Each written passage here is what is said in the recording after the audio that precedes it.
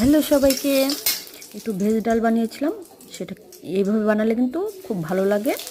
তো ফোড়ন দিয়ে দিলাম শুকনো লঙ্কা আর জিরে দিলাম, 5 ফোড়ন কিন্তু দিইনি। আর দিয়ে দেবো সামান্য একটু আদা। তো এটাই হচ্ছে ফোড়নে। আর মুগ ডালটাকে আমি সোনা মুগ ডাল নিয়েছিলাম, আর খুব ভালো করে হাত দিয়ে পরিষ্কার করে নিয়ে একটা ন্যাকড়াতে মুছে নিয়েছিলাম। তো সেই ডালটা দিয়ে দিলাম। এবার এটাকে সুন্দর করে একটু ফ্রাই করে নেব, হাফ ফ্রাই। আর এটা তোমাকে এইভাবে ভেজ ডাল বানালে কিন্তু খুব ভালো লাগে। যদি তুমি না ধুয়েও করো তবু সমস্যা নেই, ভালো করে পরিষ্কার করে নিয়ে মুছে নিলেও কিন্তু হয়ে যায়। তো পনির দিয়ে দিলাম, কড়াইশুঁটি দিয়েছি, কাঁচা লঙ্কা দিয়ে দিলাম বেশ খানিকটা।